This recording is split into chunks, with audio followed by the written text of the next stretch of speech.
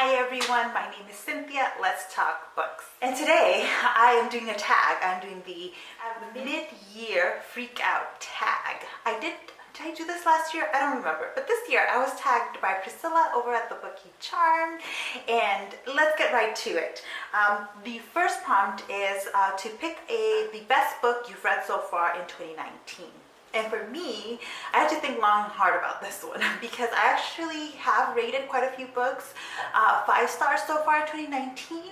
And I'm going to go with Trevor Noah's Born a Crime because that book had me like feeling all kinds of emotion during it. He's really honest about what it was like to live in apartheid South Africa.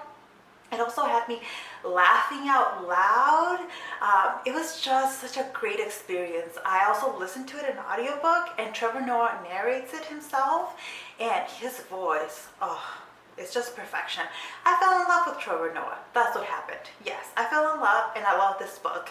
And I will need to get it in a physical copy because, yeah, it's just that good.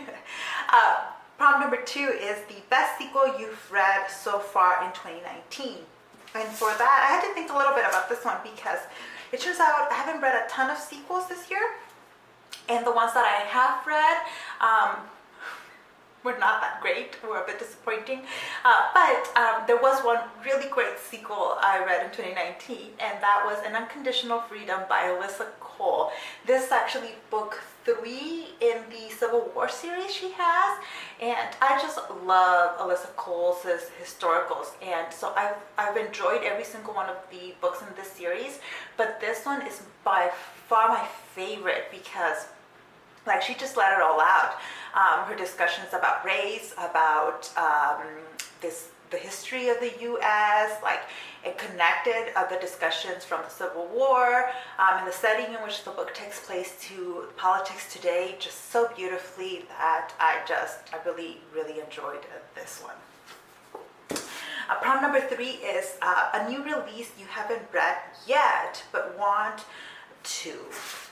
That is Rebecca Roanhorse's Storm of Locust. I love Trail of Lightning and pre-ordered Storm of Locust. When it came in, I just haven't had the time to read it, but I'm really, really looking forward to. Sometimes I have to be honest, I also like hold back reading a book because I know that the next book is not gonna come out for like months or maybe a year, or I might not have a date for when the next book is going to come out, and I'm like holding back because I don't want to wait that long for the one after it. But Storm of Locust, I've heard pretty good things about it so far, and I'm really looking forward to reading that one. Prompt number 4 is most anticipated release for the second half of the year. I have 2 books for this one, 2 books that I'm just dying to read. The first one is coming out in July, so I don't have to wait that long. It is Gods of Jade and Shadow by Silvia Moreno Garcia. I'm very hyped for this book. It's using Maya mythology, and it sounds like it's going to be a road trip with the god of death, and I'm here for it. I'm actually a bit upset that I'm going to be on vacation the day it comes out. I still pre-ordered it, and I'm going to have my sister kind of house and dog sitting, and I'm going to have to warn her to please keep that box super safe for me when I get home. And then the other book is The Right Swipe by Alicia Rai. This book was not on my radar until I went to an event at the Saddest, and all of the other authors had read it and were raving about it. And then I've heard from a few other people that got ARCs that really enjoyed it, and it just like sounds really great. It's about 2 kind of dating app developers, it sounded like, and so I really like Alicia Rai. She is super fantastic, really cute, love following her on Twitter, and in person she was really great. So I'm really looking forward to that book. Prompt number 5 is biggest disappointment.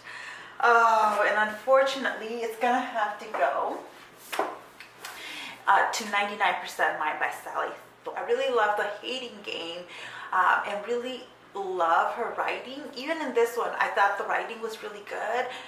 But I talked about this in my June wrap up, and there was just an element in here that I found really toxic, and the character I found, one of the characters I found abusive. It wasn't one of the main characters. It's not part of the love interest, but it's somebody who plays an important role for both of the main characters. So I just couldn't get past that, and what ultimately was quite disappointed in this book because I've been really looking forward to it.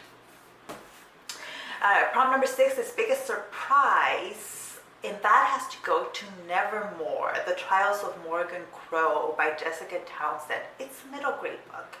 I don't typically read middle grade, and so I picked it up just thinking like, well, my library has it, might as well. Some people have said some good things about it, other people have said it's overhyped, but let's pick it up and read it.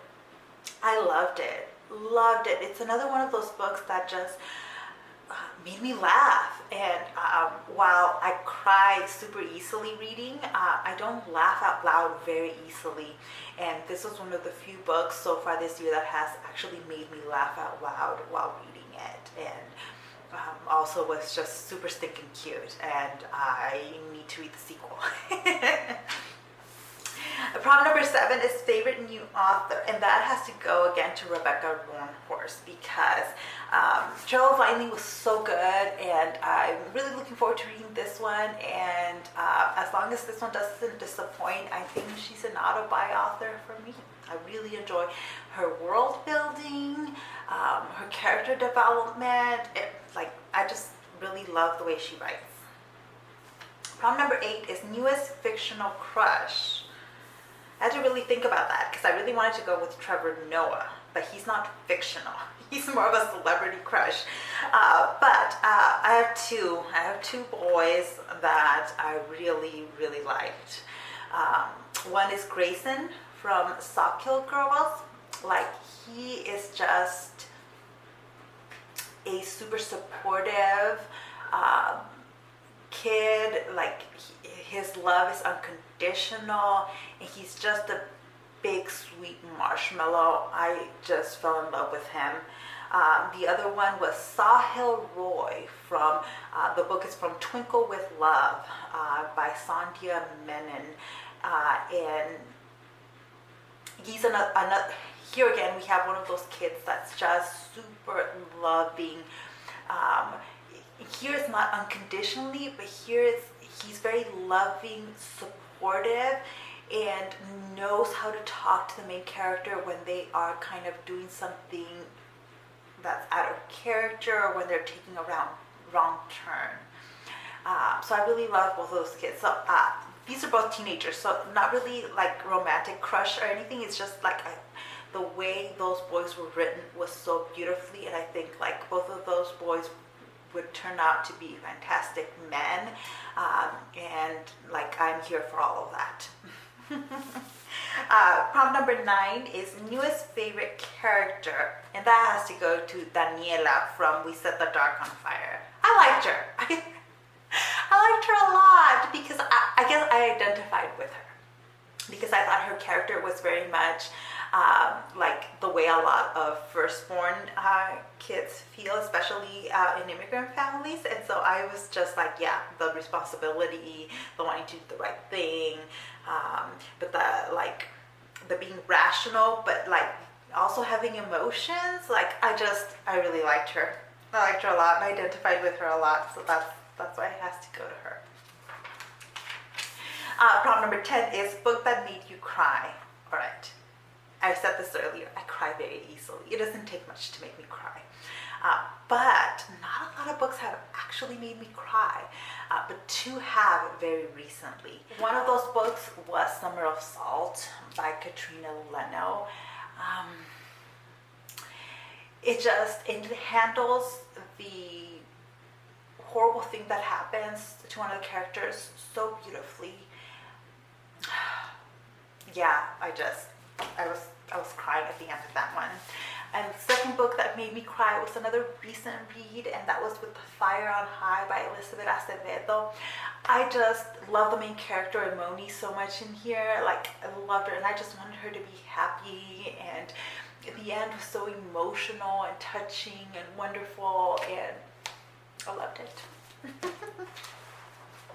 Prompt number 11, book that made you happy.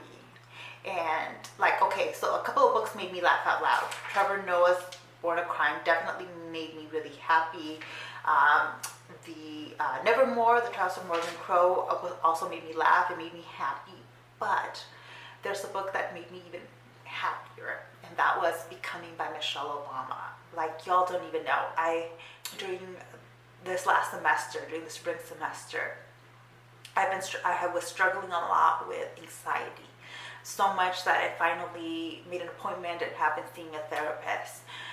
And Michelle Obama's book, because she narrates it, so I listened to it on my commute to and from work, and it was just like a big warm hug. Listening to her voice held my anxiety, it calmed me, it centered me. It was just so wonderful to hear her voice and to hear her story. It's really great. And if you haven't read it, I highly recommend it, especially the audiobook. Prompt number 12 is favorite film adaptation you saw this year. This was difficult because I haven't seen a lot of movies this year, and I don't think I've seen any film adaptations in 2019. So I am going with the last film adaptation I saw, and that was The Hate U Give. That movie does not disappoint, and I thought it was true to the book so beautifully, and I loved both the book and the movie, and I thought they were both really wonderful. Prompt number 13 is favorite review you've written or favorite video you have done so far this year. This was hard for me because I tend to be very critical of myself, and also I felt like I've done a lot of the kind of standard videos for Booktube, but I haven't really. I feel like the best videos of mine are still to come this year. But if I had to pick one or a couple so far this year, I really enjoyed doing book discussion videos where I pick a topic and discuss the books that fall into that topic. So the two I've done so far are Big History and retellings of the Iliad. And I really enjoyed putting together both of those videos and talking about the books that were discussed in those. So if you haven't checked them out, I will link them below. Prompt number 14 is most beautiful book you have bought so far this year. So let me tell you, With the Fire on High is a gorgeous, gorgeous book. But I already talked about this one, so I've bought a lot of gorgeous books this year. So I'm gonna go with a different one. And then all I have to do is look at this shelf and look at this book. It's Oh My Gods by Alexander Shepard. I haven't read it yet, but whoever designed this cover did a beautiful job. It's just fantastic, and I will be reading it hopefully soon, because I think it would be a really great summer read, so maybe a vacation book. And then the last prompt, number 15, is what books do you need to read by the end of the year? Everything behind me. Okay, not really. So I would love to read Oh My Gods. So there's a couple books that I'm I need to move up on my TBR. One of those is Red Sister by Mark Lawrence. Everybody raves about this book, and I know I'm going to love this series. And maybe it's because of that. I don't want it to potentially be disappointing. Which I doubt. I need to just sit down and read it. Another book that I need to read is Labyrinth Lost by Zoraida Cordova. I know I'm gonna love this book. It's witches, Latinx inspired. I know I'm gonna love it. A lot of fantasy books, right? There's another one that I wanted to mention in here. Where is it? Oh, here it is. Dread Nation by Justina Ireland. I need to read. It's set in the Civil War. It's YA fantasy, but it's the Civil War with zombies, I believe. Where our main character is a teenage girl who's killing zombies. But also, like, the themes of race and the Civil War are very much present, I've heard. I think I'm gonna love this book too. I need to just read it. Maybe I should read it this summer. I should read it in July, don't I? Yeah, I need to read it. I need to read all of this, all of these books. I have a long TBR. I've had the discussion with my sister about TBRs because she had gotten her TBR on Goodreads down to 0. And I kept giving her books that she needed to read, and she was like, Cynthia, my goal was to get that TBR to 0. I was like, no. If you have 0 books in your TBR, you have failed. There should always be books on the TBR that you are wanting to read. And so I've ruined her TBR plans. And I have a very long TBR that's ever growing. It's fun. Anyway, thank you so much for watching. Let me know what some of your answers for these questions are. What are you looking forward to in 2019 that I need to add to my TBR? Make my TBR longer. Why not? Thank you so much for watching, and I'll see you in the next one.